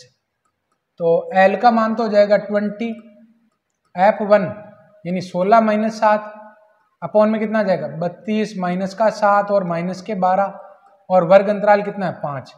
तो इसको अगर आप सोल्व करोगे तो 20 प्लस कितना हो गया 8, कितना हो जाएगा 13 और ये हो जाएगा 5। तो ये आ जाएगा आपके 20 प्लस 40 अपॉन में 13। तो 20 प्लस 3 पॉइंट समथिंग आंसर आएगा। तो 3.1 या 3.2 मान लो। तो अप्रोक्स जो आंसर है वो 23.1 आ गया जो आपके यहाँ पर दे रखा। क्लियर? तो दोस्तों ये क्वेश्चन हो गए आपके। कैलकुलेशन तो गड़बड़ नहीं कर दी ना? गड़बड़ तो कर ही दी ना। 16 में से 7 जाता है तो 9 बचता है।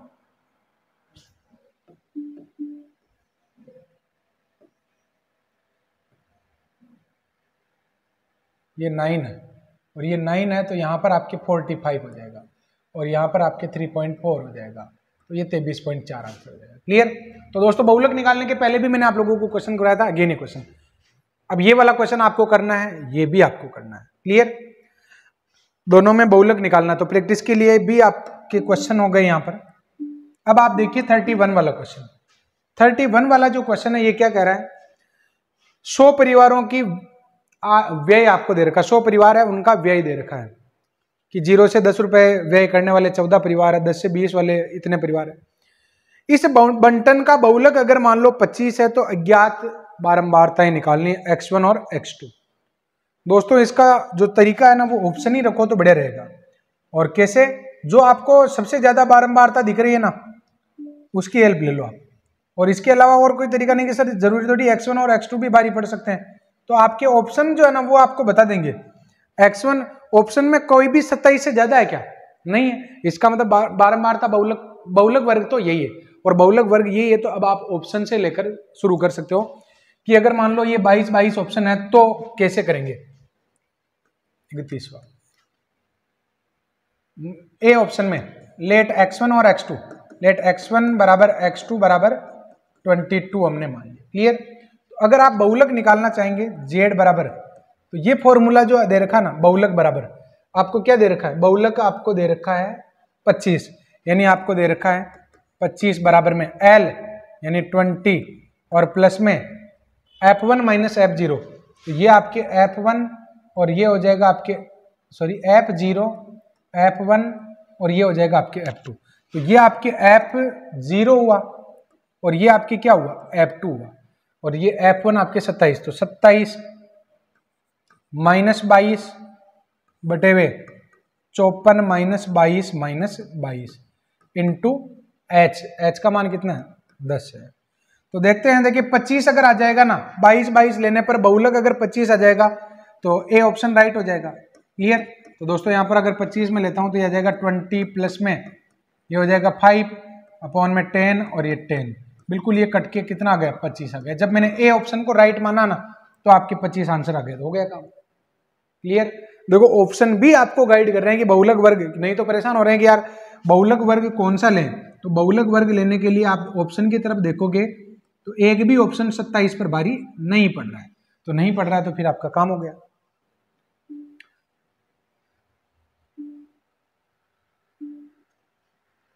ये तो रिपीट हुए। अच्छा ये क्वेश्चन कहाँ चुप गए थे, 22 23 के बाद में इसका नंबर है।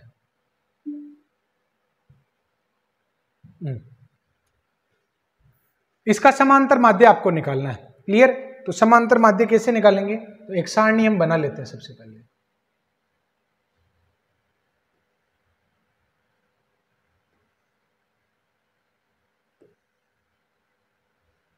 जिसमें आपको ये वर्ग दे रखा है 0 से 4, 4 से 8, 8 से 12 और 12 से 16। क्लियर। और ऐप कितनी देर की है, तो 4, 8, 2 और 1। तो आप सबसे पहले x निकाल लो मध्यमान, 2, 6, 10 और 14। अब आप निकाल लो fx, तो fx निकालोगे तो 8, 48, 20 और 14 आ जाएगा। बस आपको fx ही तो निकालना है, इसकी जोड़ कर लो तो कितना हो गया 56 और 14 70 और ये हो जाएंगे 90। क्लियर। इसकी जोड़ करोगे तो 8 और 5 8 और 12 और 3 15 हो जाएगा। क्लियर। तो 24 वाला जो क्वेश्चन है दोस्तों, यहाँ पर आपके x बार कितना आ जाएगा, ये आ जाएगा 90/15 यानी 6 आंसर आ जाएगा। ये हो गया। क्लियर।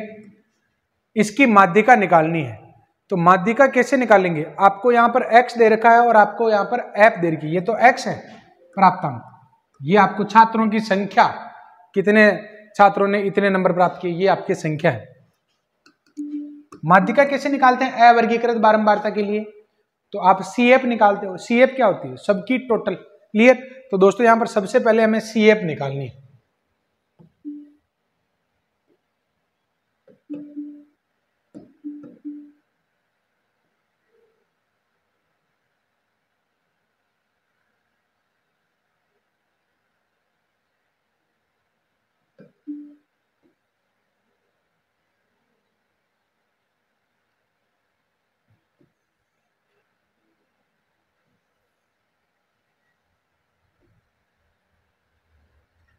ये x, ये f और ये CF। क्लियर।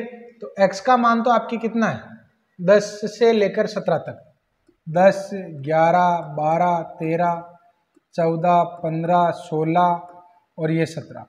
और f कितनी देर की है 1, 2, 4, 8, 3, 4, 2, 1, 4, 2 और 1।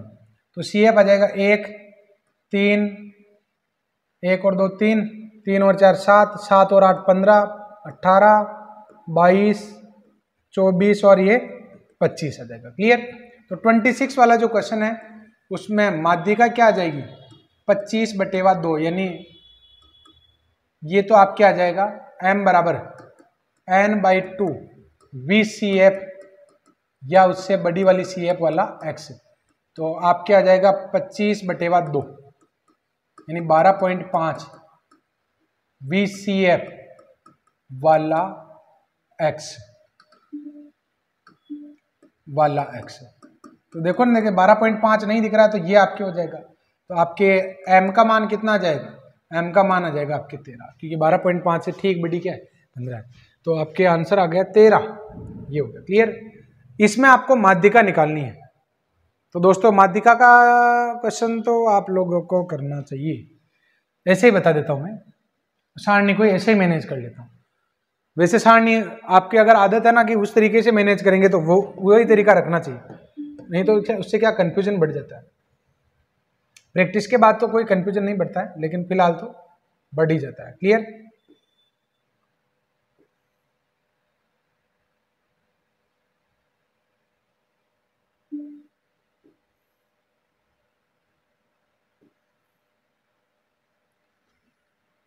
जीरो से 4,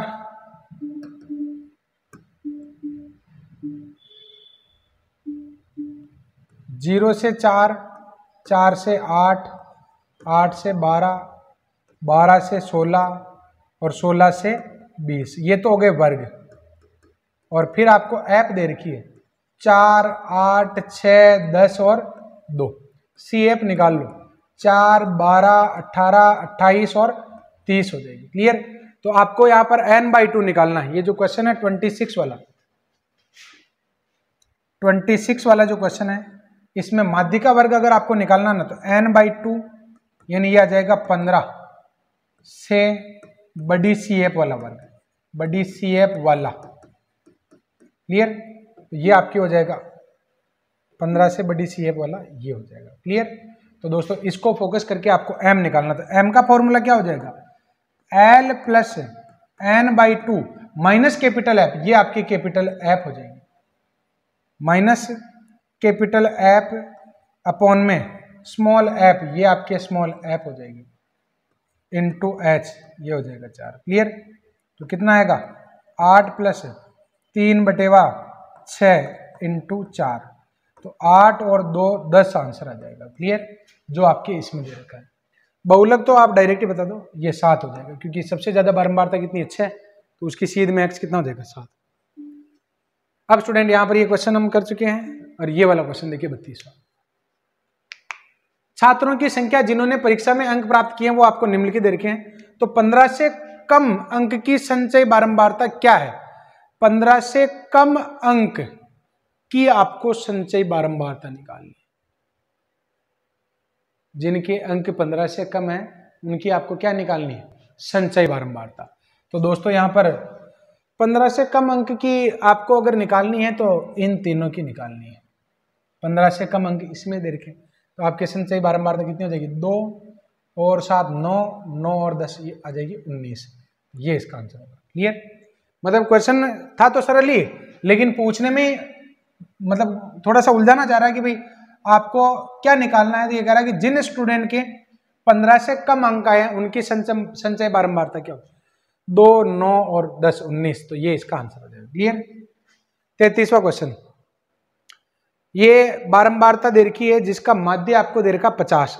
इस बारंबारता का आपको बंटन का माध्य दे रखा 50, लेकिन 20 से 40 और 60 से 80 में बारंबारताएं अज्ञात दे रखी। तो F2 और F4 का मान क्या होना चाहिए? ऑप्शन से बढ़िया तरीका नहीं होगा। क्लियर? ऑप्शन से आप इसको ट्राई कर सकते हैं। तो मैं पहला ऑप्शन ले लेता हूं, 33 वाला क्वेश्चन। 33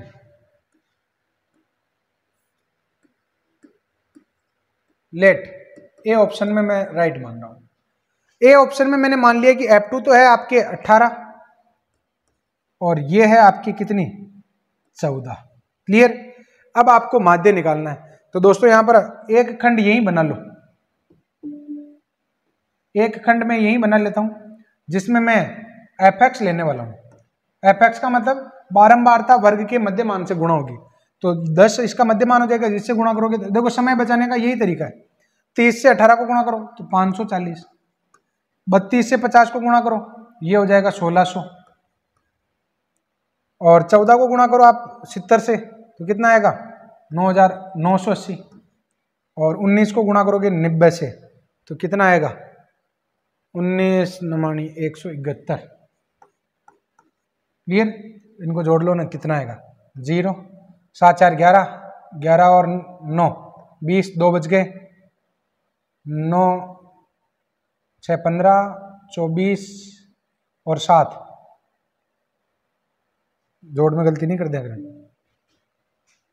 7 और 4 11, 11 और 9 20 हो गए ना, 3 और 5 8 और 6 14, 23 और 7 30, 3 बच गए, तो ये हो जाएंगे आपके 5। क्लियर?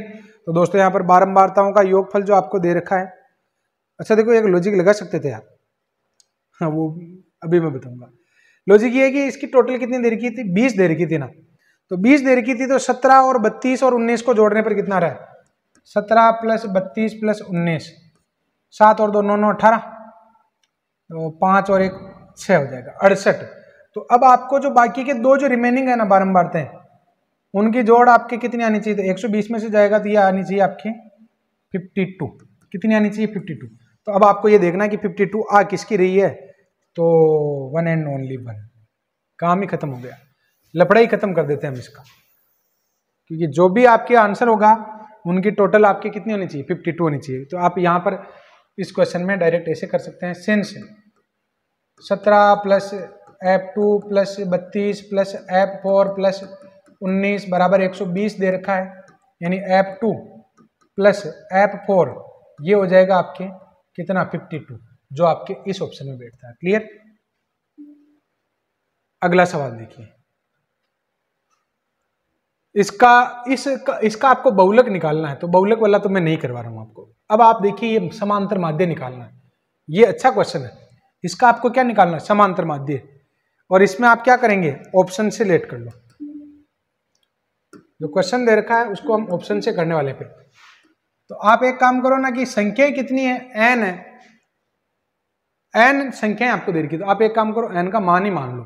n बराबर 1 अगर मैं लेट करता हूं तो ऑप्शन टकराएंगे क्या? तो नहीं टकराएंगे। तो n बराबर अगर आप 1 मानते हो ना, तो लेट n इक्वल्स टू 1, तो संख्याएं आपकी क्या हो जाएगी? 1c 0 और 1c 1, यानी 1 और 1, जिसका माध्य क्या आ जाएगा? जिसका माध्य आ जाएगा आपके 1 प्लस 1 अपॉन में 2, यानी 1 आ जाएगा। अब आप ऑप्शन में भी रख दो n की जगह 1, कौन सा ऑप्शन आ रहा है? तो ये तो दे रहा 2, ये 2 अपॉन में 2, ये आंसर हो जाएगा। n बराबर 1 रखोगे तो ये नहीं बेटेगा, n बराबर 1 रखोगे ये भी नहीं बेटेगा, ये आंसर आ गया। क्लियर?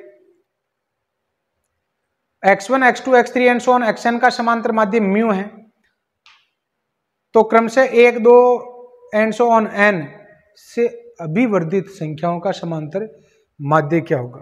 अभिवर्धित, थोड़ा सा मैं इस शब्द में ही क्लियर नहीं हूं, अभिवर्धित का मेरे समझ में नहीं बेटा। किसी द्विपद बंटन में माध्य 4 है और प्रसरण, अब स्टूडेंट यहाँ पर आगे की जो क्वेश्चन है उसके लिए मैं आप लोगों को थोड़ा सा प्रसरण के बारे में भी बता देता हूँ, क्योंकि प्रसरण के फॉर्मूले अभी तक मैंने आप लोगों को नहीं लिखा है, तो प्रसरण के भी मैं लिखा रहा हूँ। क्लियर? तो मिलते हैं एक छोटे से ब्रेक के बाद। कोई भी सपना साकार करने के लिए सबसे जरूरी है सही कोच का होना।